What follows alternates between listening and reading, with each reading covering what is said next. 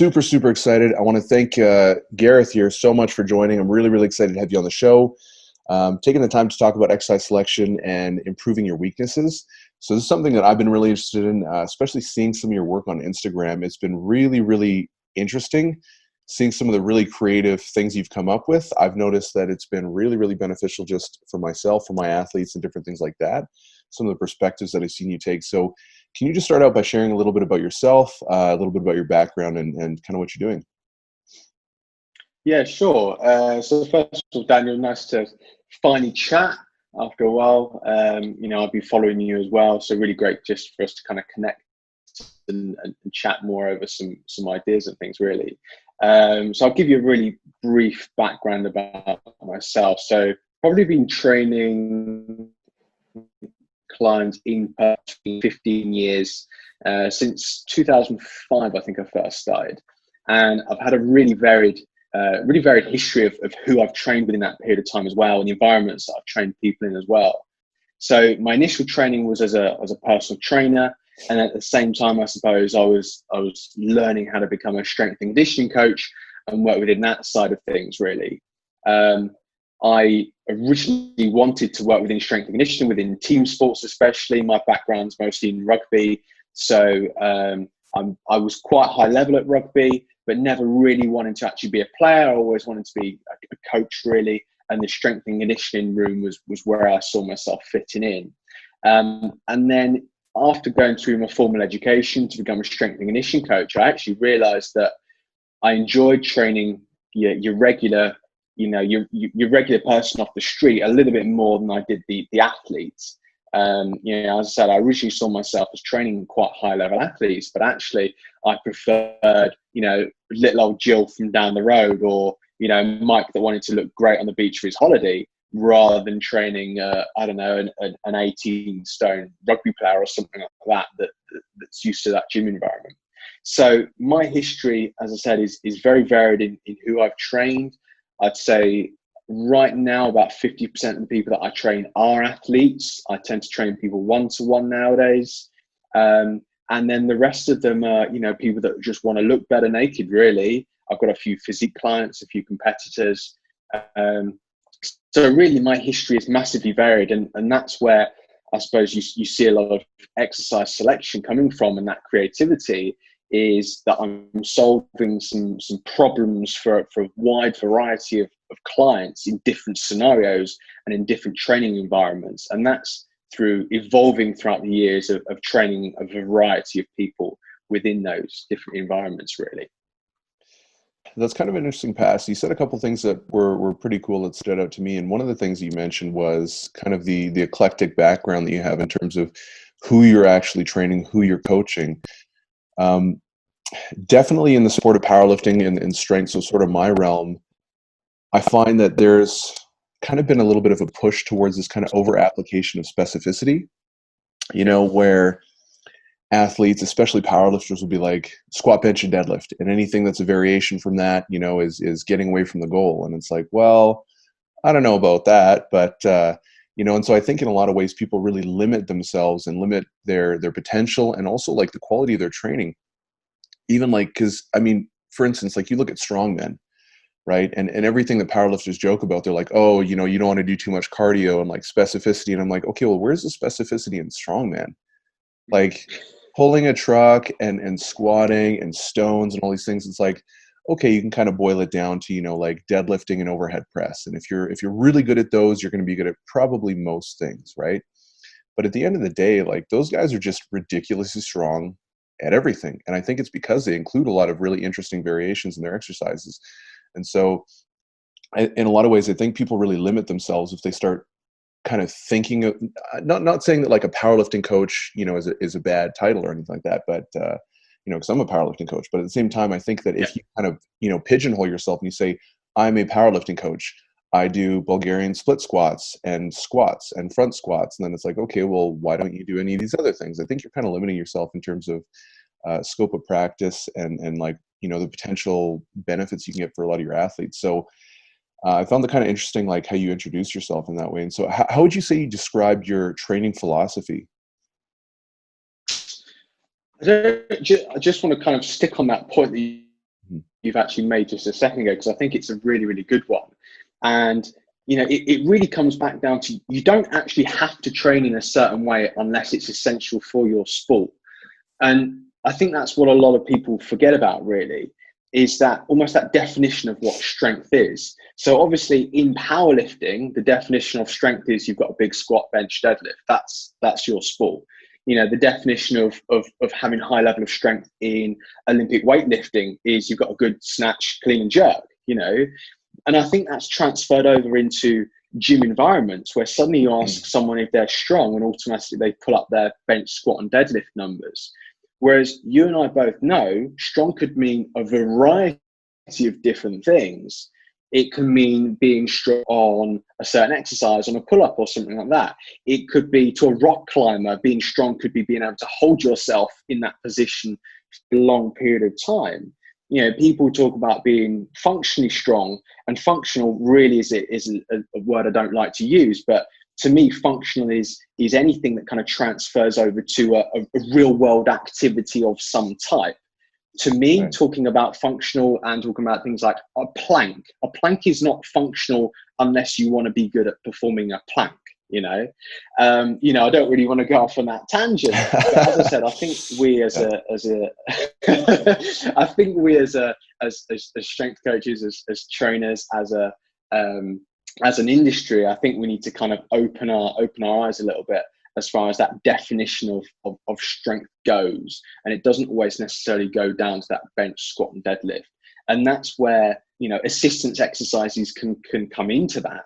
And it's having a large variety of things that you are strong at, not necessarily your big key indicator lifts, if those are your bench, squat and deadlift and whatever. But no, I'll go back to your question about my philosophy, really. And my philosophy is I don't really have one. I don't subscribe to one approach to training. If anything, my philosophy is I train whoever's in front of me.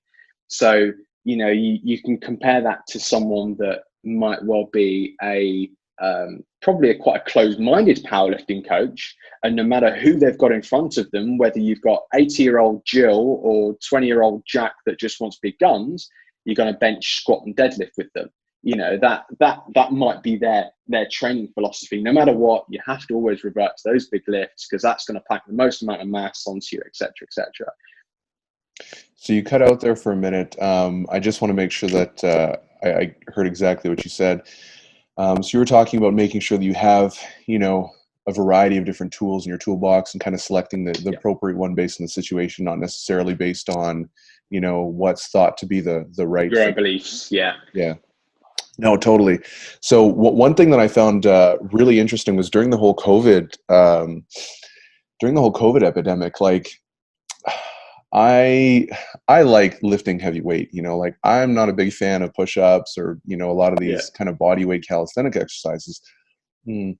But for about 2 months there, I didn't have access to a gym. And so I was forced to do, you know, one-arm push-ups, pistol squats, pull-ups, all these different things, deficit push-ups. And I was actually astonished at how fucking hard those things are, you know, like, I mean, I could crank out a bunch, but it was really, what was really shocking to me was I think I really underestimated how valuable those exercises are, especially just with some very simple tweaks, you know, like doing some deficit push-ups with a pause, or doing like 1 1/4 deficit push-ups, utilizing a band, things like that. Like I was getting crazy workouts in.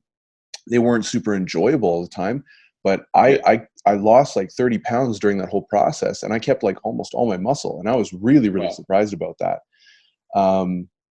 And yeah, so that was something that was really interesting to me, and it really opened my eyes, and it kind of made me reflect back on my own training. And I think in a lot of ways, you know, I think the easiest things to do in powerlifting or strength training in general are, it's like, okay, how do we present an overload stimulus, right? And most of the time what people go to are A, load progressions, or B, volume progressions, right? And it's like, well, how about tempo? How about, utilizing various range of motions for the same exercise?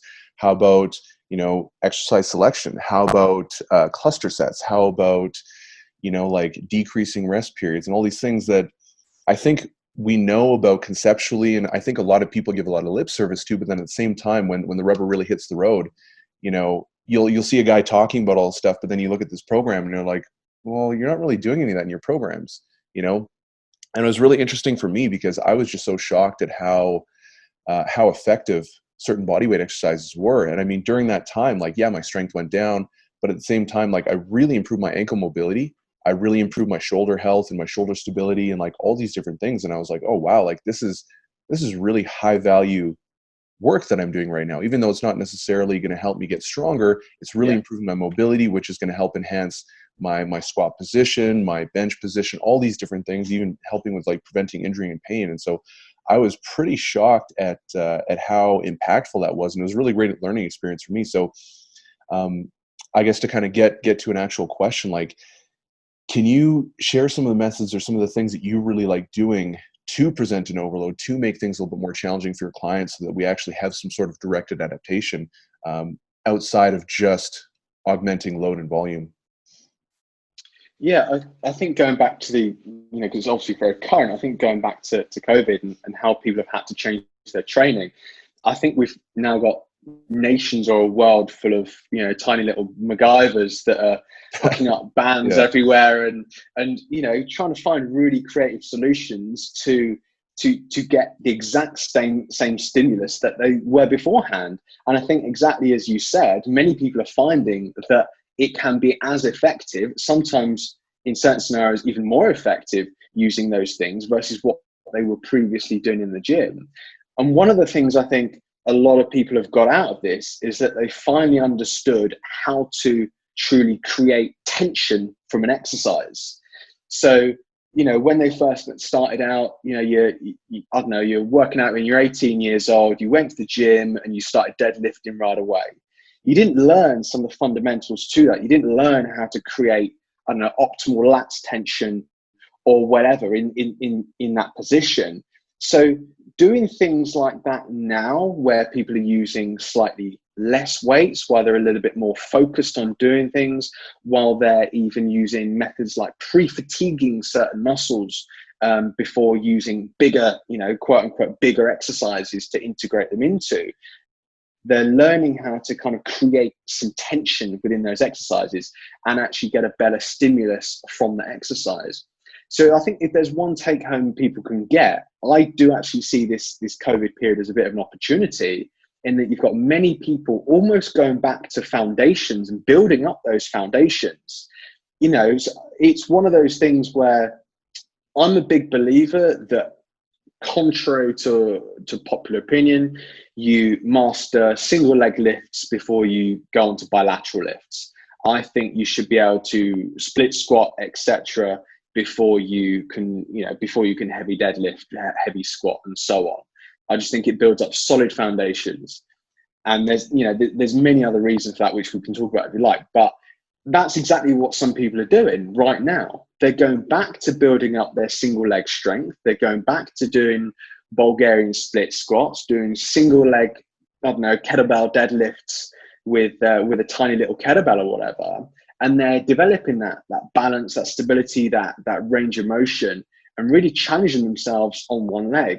So when they do return to the gym, which in the UK we're probably about a month out at the moment, but when people do return to the gym and they return to those quote unquote big lifts, they should be able to use what they've learned during this period of time and those foundations and continue to build on those foundations. So whilst using that tension that they've learned to be able to create in this period.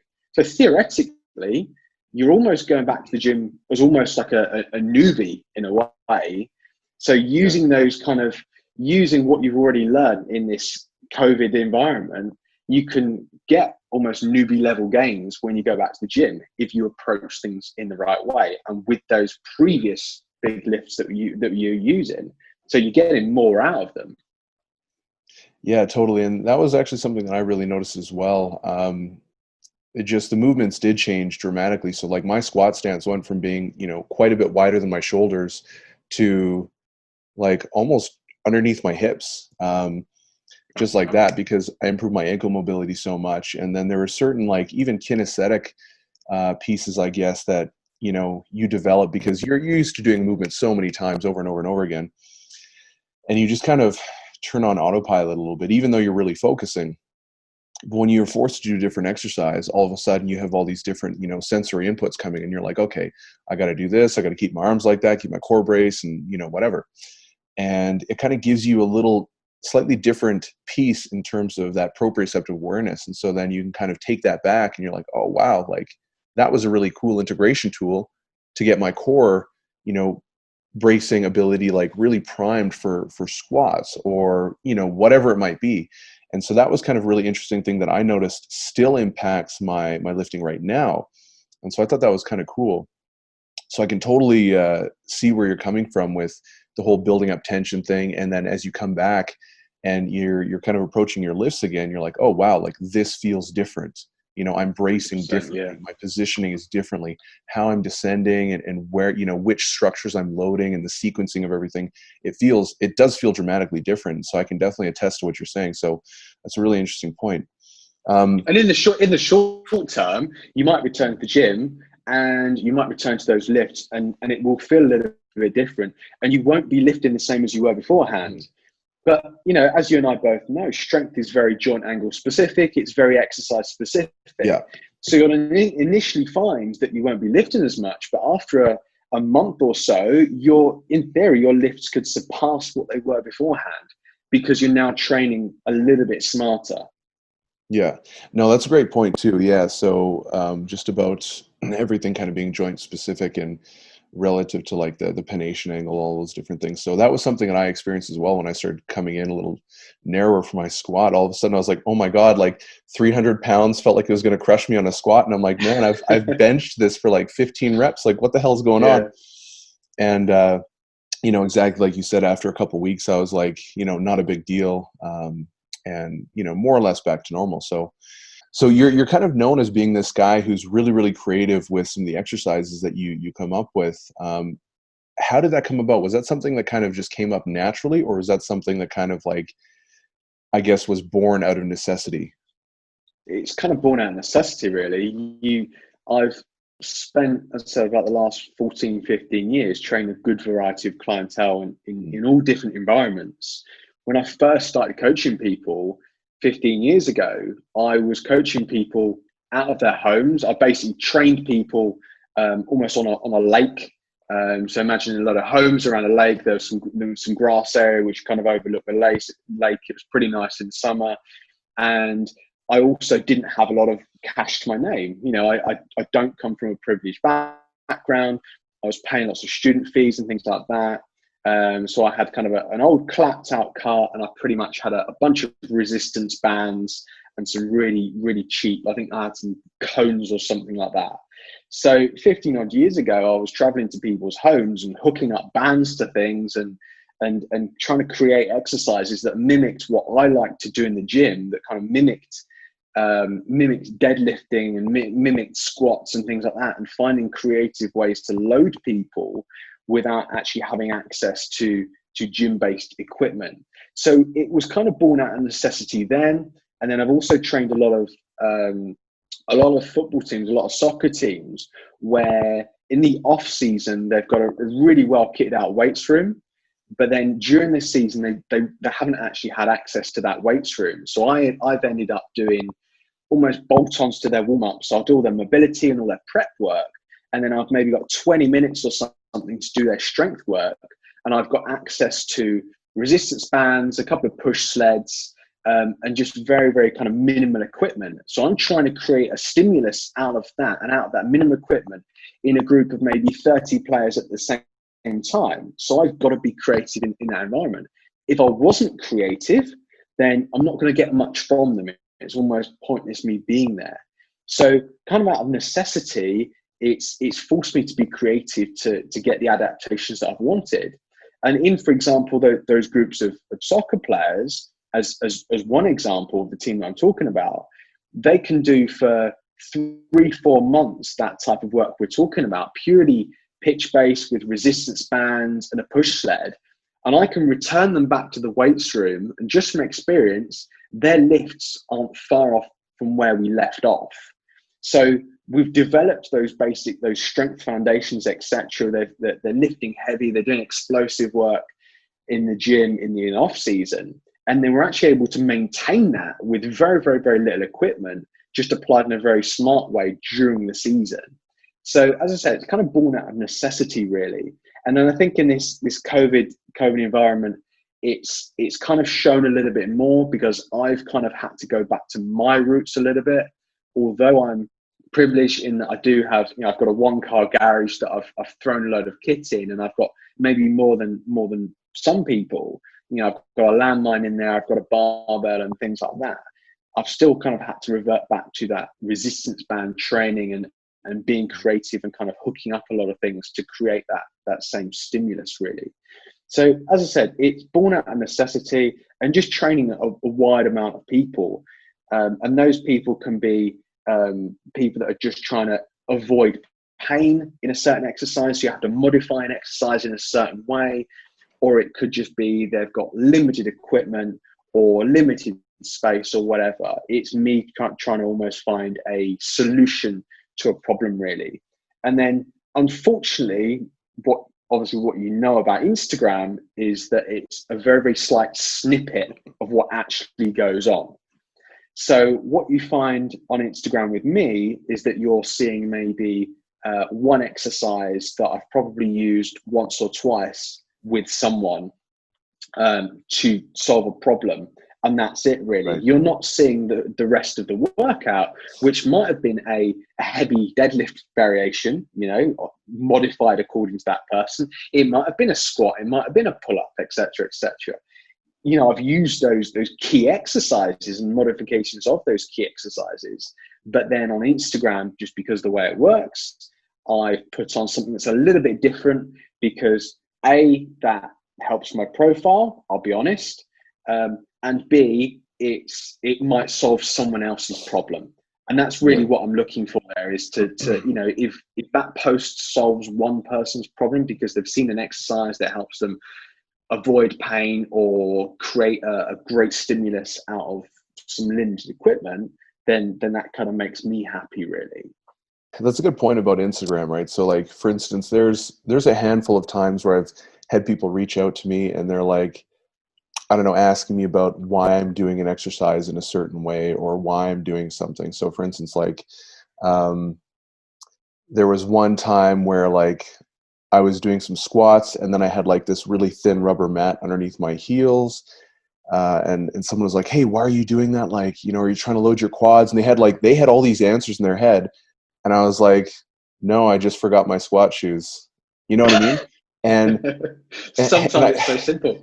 Yeah, exactly. Right. Or like, you'll be doing a certain variation. They're like, hey, why are you doing it this way? That's a really unique way. And I'm like, well, if I do it this way, it hurts my elbow.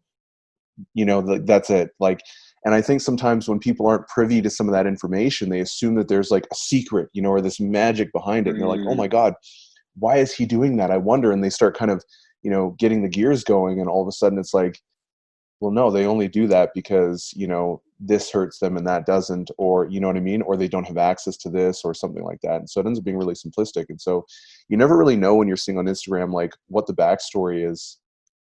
Yeah, it always goes back to training what's in front of you, doesn't it? Totally. You whatever exercise you're prescribing, whether it's for you or for a client, the number one thing you must be able to do is to be able to justify that exercise. You're talking about a heels elevated squat. Now, a heels elevated squat in your scenario just a second ago is justified because it's to accommodate for your regular footwear, basically, because that's how you prefer to squat, and it mimics that movement pattern.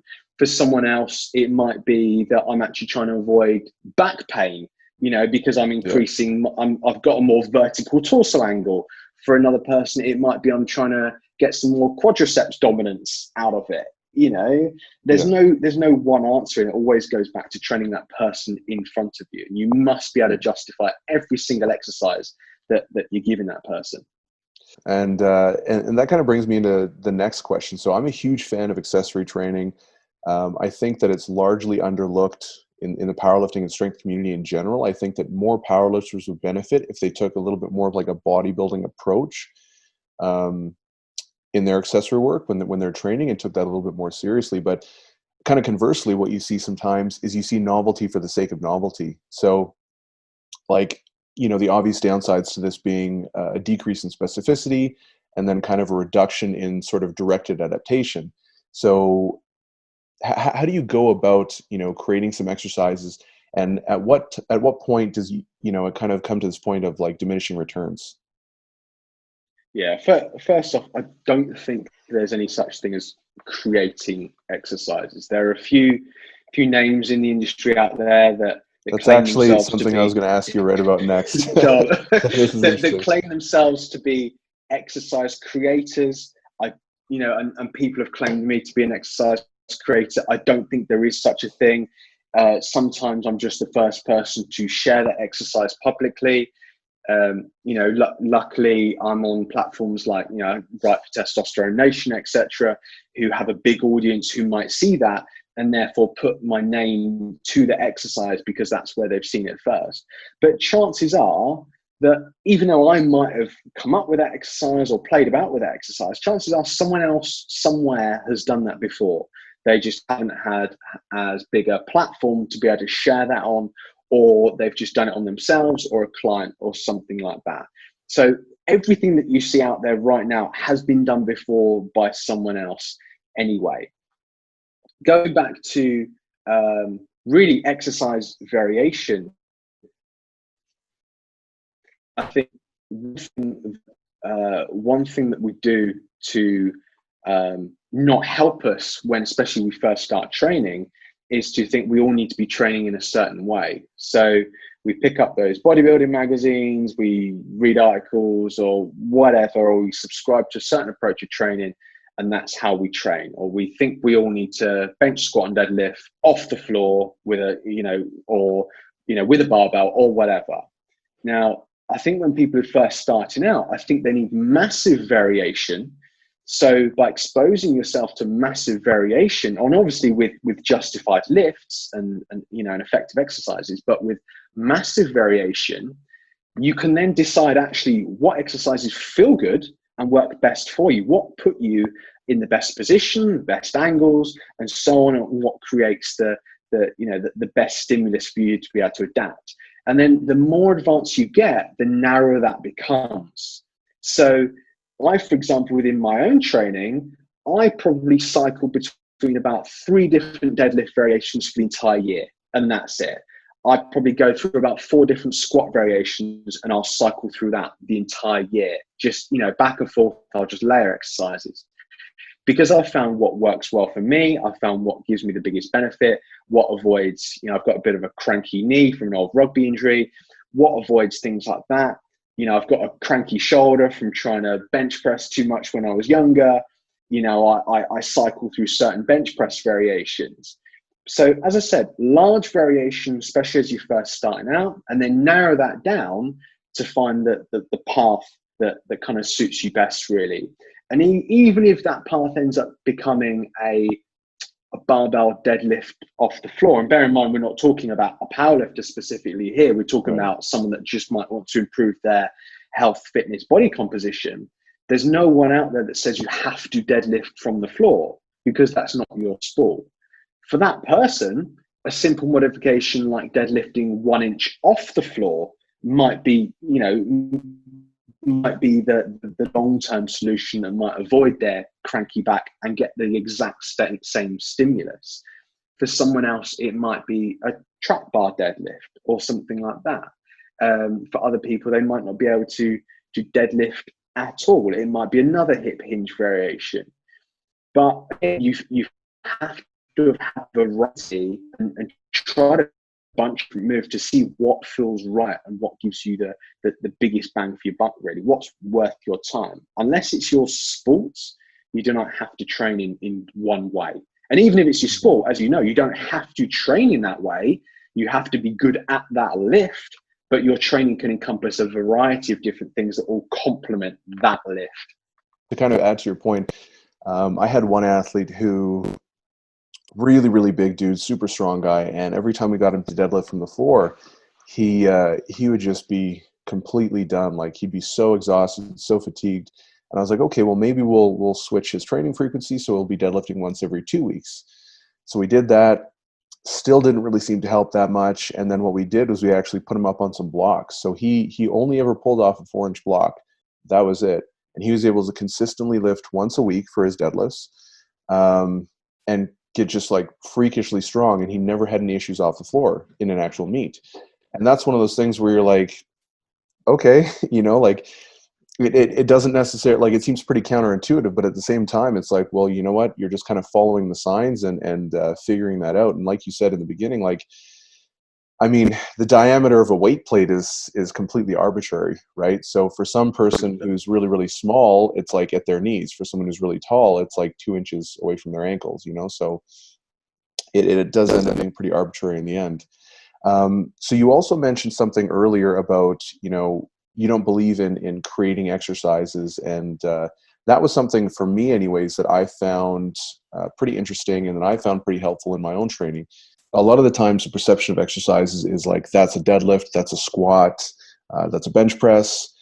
And one thing that I've kind of sort of shifted as far as like my own personal opinion goes is, as I've kind of been a coach for a little longer, is instead of looking at things kind of based on like what exercise is it, it's like, okay, well, what kind of function am I trying to produce here? So instead of looking at a deadlift and being like, okay, that's a deadlift, it's like, okay, well, it's more of like a knee and hip hinge, and there's going to be one that's a little bit more dominant than the other.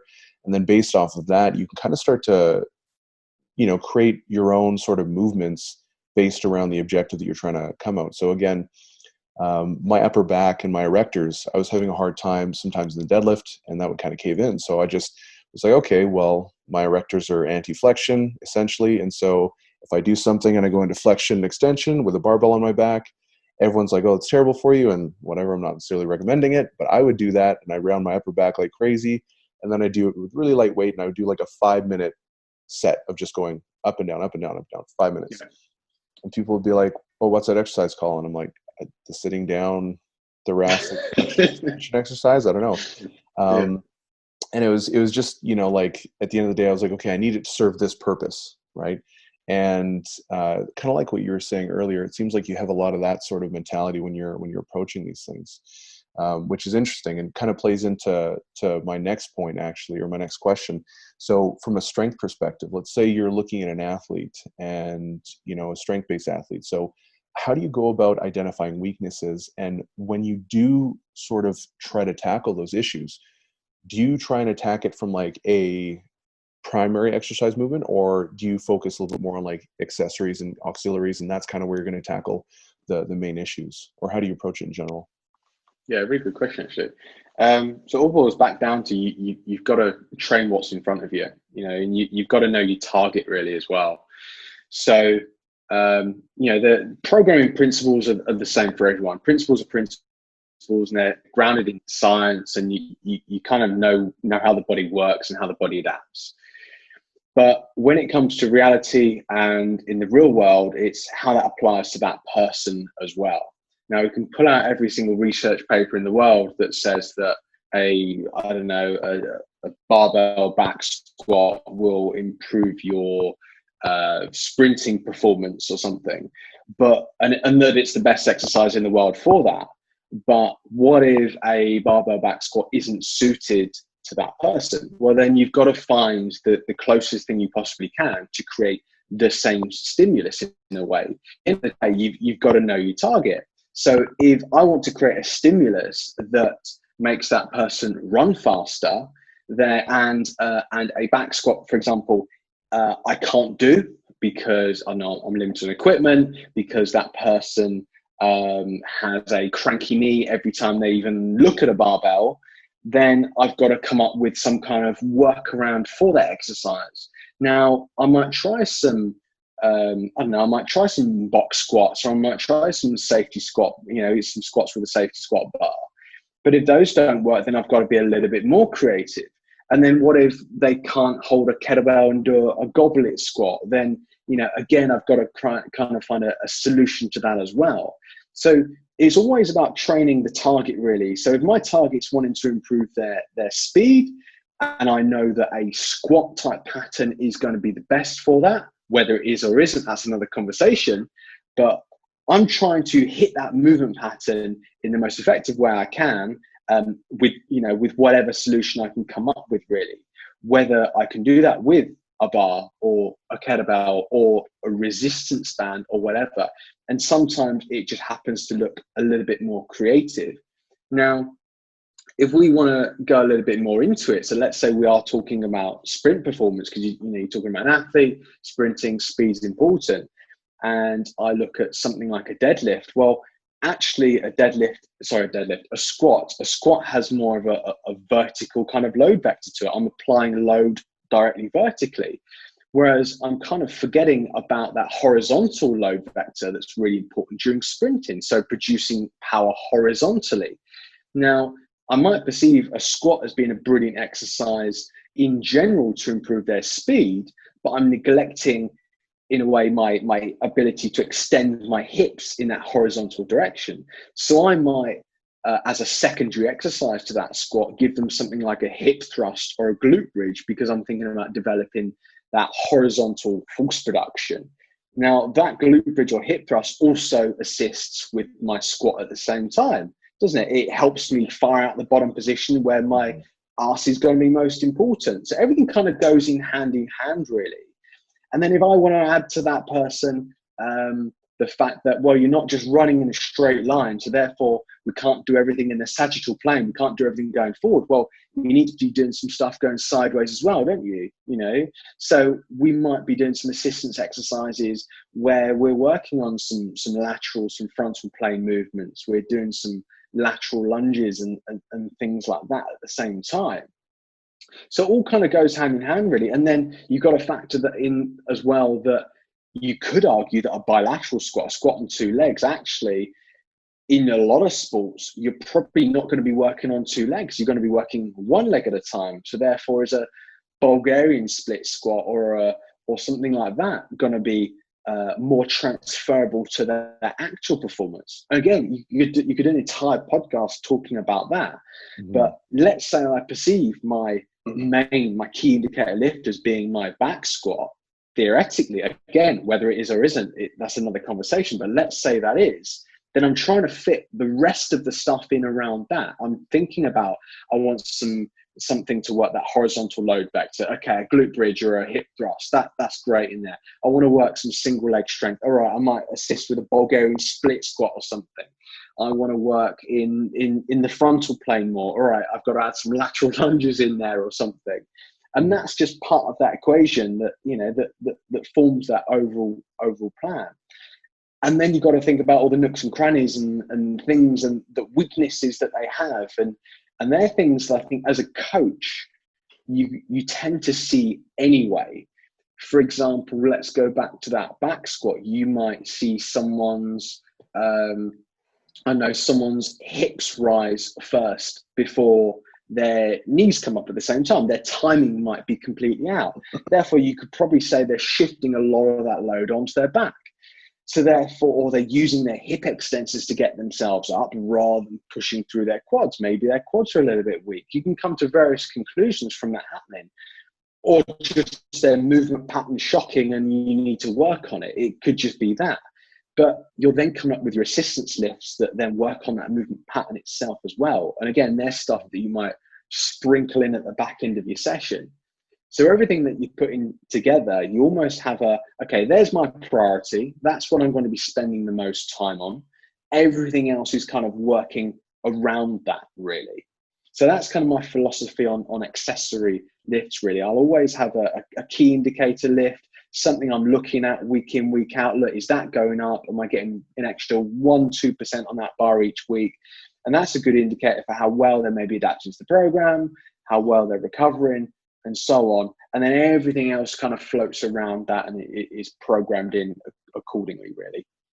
So I like the hierarchy that you kind of said, where it's like, okay, we kind of do essentially a needs analysis and then say, okay, what's going to be the most effective way to, improve the transfer of training into performance. And like you said, you made a really good point. We won't necessarily go into it about that may or may not be the squat. It might be something else. A lot of the time specificity and transference, sometimes are different. And so, so I guess that kind of one of the interesting things that I've seen nowadays, anyways, with the rise of social media and kind of the popularity now of powerlifting and weightlifting, CrossFit, things like that, is a lot of the times people start out in the gym. They don't kind of have that initial phase where they're doing bodybuilding and they're kind of, they're experimenting with a whole variety of exercises. I think that was a lot more common back in the day, whereas now a lot of the times what you're seeing is people will pick up weight for the first time and they'll be a power lifter, you know? And so one of the things that I've noticed about that is that you have this significant reduction in exercise variation, and experimenting with, a whole variety of different movements.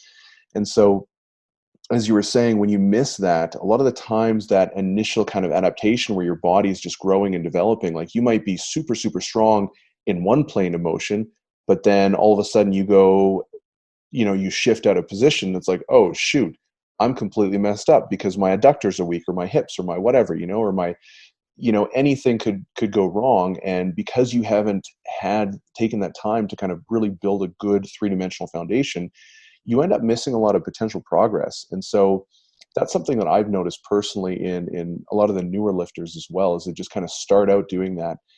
And one of the things that I've really found to be interesting is that when you start incorporating all of these like less specific exercises that aren't supposed to have all this transfer, all of a sudden their gains just start going way through the roof. And it's like, well, how is it that deadlifts aren't helping you anymore, but back extensions are? And it's like, well, I mean, there's a lot of reasons for that, but I think that's it's kind of an interesting thing to see, where you see a reduction in specificity creating a higher transference of strength to the platform and into the overall lifts. Is that something you've observed at all? I'm not sure how many, I Yeah, guess, it's powerlifters you've worked with, but not too many powerlifters. In a lot of my formal education, one of my mentors was a very, very high level powerlifter. So a lot of my initial teaching on the big lifts and things like that were kind of through him and kind of around that powerlifting circle.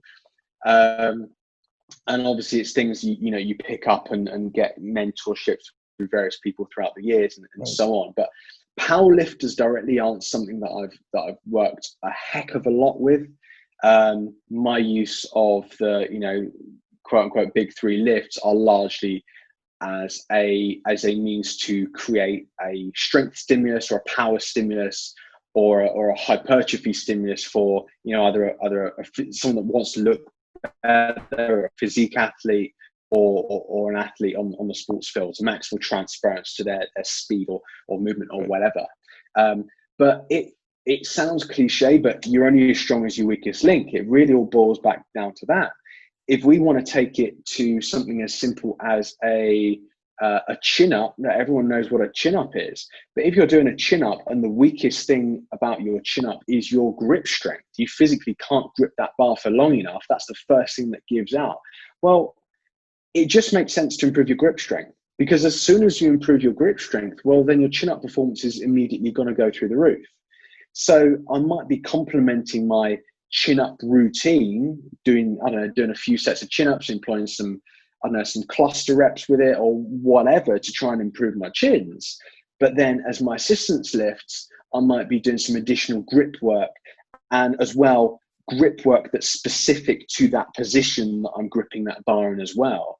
So it might not just be gripping a couple of plates in a pinch grip type position. It will be me physically clenching something and improving my crushing grip strength, so it has maximum transference to my pull-ups. So it makes complete sense that I would want to be doing some assistance lifts, because if I keep hammering away at those chin-ups, well, I suppose eventually your grip strength might improve and catch up, but you're not getting the most out of those chin-ups if your grip strength is weak. You're definitely not going to be building a bigger back, and you're definitely not going to be improving your strength in those big muscle groups. If you've got a weak link there, work the weak link. So I guess moving a little bit away from a little bit away from strength and more into hypertrophy, I think there's quite a bit of research, talking about different motor learning from using exercise variations. And the more variation you're using, the faster motor learning occurs, especially in kind of like beginner and intermediate athletes. But then there's also, some speculation as well as some research on looking at like how that impacts mind-muscle connection, how that impacts your ability to really effectively recruit all of the muscle to perform certain exercises. And then even how, you're saying joint angle affects how the load is being transferred in through the muscle. When you're working with clients who want to, be very lean and build the most amount of muscle, how does exercise variation come into that? How do different joint angles and things like that impact, the growth of musculature? So when it comes to a physique client, as I'm thinking primarily about hypertrophy. So when I'm looking at programming with that type of person, I'm thinking more as far as assistance exercises go about the lengths at which those muscles are working at. So when we're talking about hypertrophy, we're talking about three primary mechanisms, things that, for example, Brad Schoenfeld's spoken a lot about. There's a lot at the moment, mechanical tension. Mechanical tension. What is it? Mechanical tension, metabolic stress, and tissue breakdown. Sorry, I had a brain fart there. But mechanical tension is the primary one, really. That's what we're talking about. To create a lot of mechanical tension, we basically just want to put force across tissues. Now, we also want to put force across tissues at different lengths because they create different stimuli. So let's say, for example, we keep referring to that back squat. Let's say, for example, I'm back squatting. I'm getting most of that tension in probably that mid-range and bottom position in my glutes. But then, if we're just talking about muscle, but in that top position where our glutes are much shorter, we're actually compromising on that tension. So we're getting a decent activation in my glutes throughout a long length, but I'm not getting much activation in a shorter length. So as a complement to my squat that I'm now using for glutes hypertrophy, I'm going to use something that works my glutes in a shorter range position, which just happens to be something like a glute bridge or a hip thrust, which, a glute bridge or a hip thrust, they're terrible at working glutes through a lengthened range of motion. Both of those exercises can complement each other in a hypertrophy based approach. We know very well that, I keep referring back to the back squat because, we might as well stay on conversation. But for quads, a back squat's absolutely brilliant, but we get most quads activation in that top position. So you could argue, for example, that actually working the top half of the squat is more important than working the bottom half of the squat. But again, that's another conversation. But we also know that for hypertrophy, a squat is not very good at promoting your rectus femoris, your fourth quadricep muscle that also acts as a hip flexor. So we might want to use an exercise that effectively activates our rectus femoris to complement our squats to optimize quadriceps hypertrophy. So things like a leg extension machine are actually, as boring as it might sound, actually complement that very, very nicely, because we've hit that squat pattern, we're working our quads through a good range of motion, but then we're going to our leg extension machine afterwards and we're kind of finishing off a muscle that's been understimulated from that bigger exercise. There's no point in us going from that squat to, for example, another squat pattern like a leg press, because we're essentially hitting the same thing and we're neglecting the same thing at the same time. We're hitting the exact same muscle length. There is an argument that you could use that for some purposes, but for other purposes, through working the muscle through its entire length and working those neglected muscle groups, it's probably not going to be the ideal order. And as well, if you've squatted effectively for hypertrophy, then you're probably not going to have much left in the tank to then go to that heavy leg press. So as I said, you're just not going to be able to do that. You're not going to be able to go on that leg press and pop out some Ronnie Coleman style weights on there. It's not going to happen if you've squatted in the most effective way possible for hypertrophy.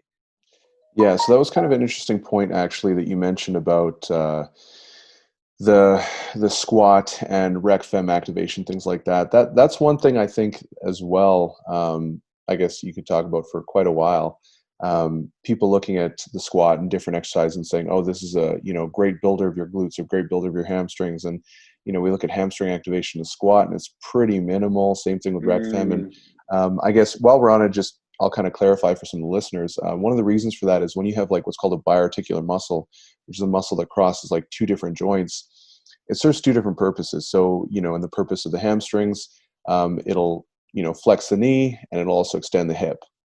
So if you're squatting and you have tons of hamstring recruitment, well, you're extending the hip, but you're also curling, like you're also flexing the knee, right? So it ends up kind of being counterproductive. And so we don't actually want a whole lot of recruitment of the hamstrings while we're squatting. The same is true with rec fem as well, which is why, like you were saying, you'd want to be able to utilize different exercise variations to make sure that you get a really, really, good, well-rounded balance of muscle activation from different angles, of different positions, because that's going to help a lot with development. Now, one question that I have for you as well is, when you look at a lot of powerlifters and you look at their physiques, a lot of the times you'll see a lot of the hypertrophy is kind of regional. So especially kind of coming in the upper quad region. So they'll have kind of smaller quads when around the knees and the more distal areas, but then up around like the adductors, the hips, they're just like monstrous. My legs are like that. Almost every powerlifter I know is like that, outside of a few genetic freaks who just look like bodybuilders. But yeah, it's kind of interesting. So have you seen that, and what do you do, I guess, to kind of counteract that with utilizing various exercises, or have you seen that as far as like regional hypertrophy occurring from,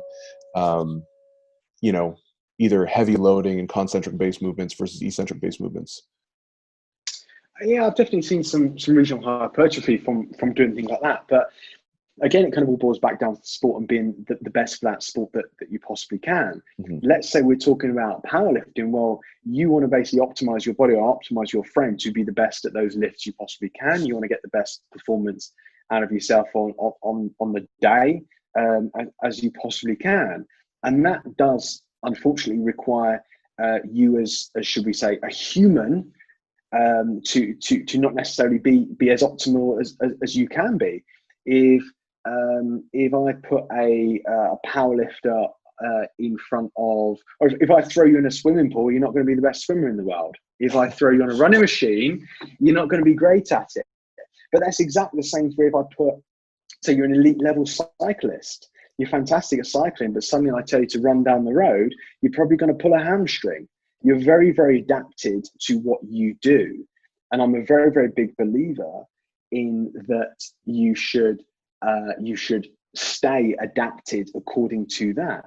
I'm not necessarily going to give a powerlifter a ton of bicep work if it doesn't help them, for example. Again, you could argue, yes, it does help and it's great assistance work, but it's the same as I'm not going to give a swimmer, I don't want a swimmer's shoulders to be massive. It's just not efficient. There's a really obvious one there.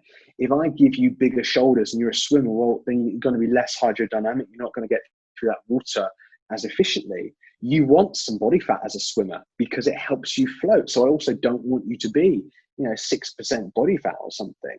So although you might stand in front of me as a swimmer, let's stay on that. You might stand in front of me as a swimmer, and I look at you and be like, okay, yeah, we could just definitely do some stuff for your delts. We can get you stronger there. We can get you a little bit leaner. Actually, it's going to affect their performance and make them a worse competitor. Mm-hmm. So I'm actually a big believer in kind of almost to an extent not touching those things. But then again, at the same time, we also do have to bear in mind that there are weaknesses that might need improving that will help you with your sport and overall as a human being.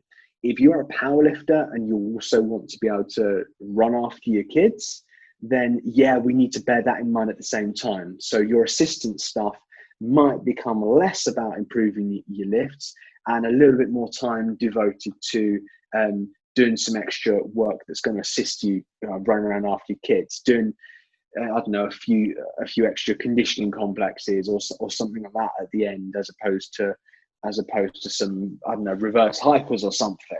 You've kind of got to decide what's worth your time really, what You're going to get the biggest bang for your buck out of. Awesome. Well, I want to be respectful of your time. We've been chatting for, about an hour here. So can you give a quick summary of some of the core concepts, I guess, that we discussed, and then just maybe leave the listeners with like one sort of take home piece? Yeah, I think if there's anything that people can take away from this, I think it's that you must be able to justify. I know it sounds very, very simple, but every single exercise that you choose, that you select for yourself, if you're a coach, if you're selecting it for your client, you must be able to justify that exercise. If you're saying to yourself that I'm picking that exercise because it's hard, because it's a challenge, well, then you probably need to read some textbooks. You probably need to do a little bit more education as to why you might pick an exercise. Just because something's hard, it doesn't mean it's going to get, that person's going to get the most out of that exercise. When we're talking about hypertrophy, we're talking about putting as much force through those tissues as possible. That will require one approach and a certain list of exercises. If we're talking about improving strength that will transfer onto a sport, well, then we're talking about training in another way and maybe a different selection of exercises. Everyone's completely different, but you must be able to justify that exercise based on what you see in front of you. You must train what's in front of you really and know your target.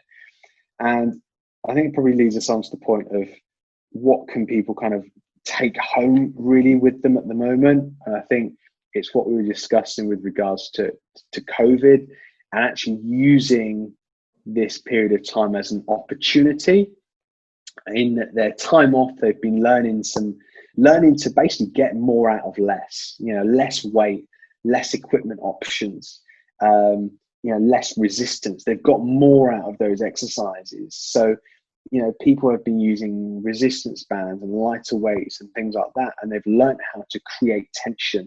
They've learned how to make exercises more challenging, and then actually they've learned how to fill that exercise where they should have felt that exercise before anyway, because it's a little bit lighter. They focused it on it a little bit more. So when they do go back to the gym, and in the UK, as I said, it's about a month away, the other side of the pond, it's kind of around the moment. I think a lot of people are starting to come back, but you need to now start using what you've learned in this period of time and apply it to your training now. And you'll get more longevity out of that training, and you'll almost achieve kind of newbie level gains if you do start applying those things. So that's what I'll kind of leave people with really. It all boils back down to just train a bit smarter and see this period of time as an opportunity to build on some solid foundations. So where can the listeners find you? Where are you most active? Probably Instagram at The Fitness Maverick or thefitnessmaverick.com. I try to put up an article a week on my own website, or T Nation I'm writing for the most at the moment. You'll usually find me in there once or twice a week. There are other places as well, but they're where you'll mostly find me.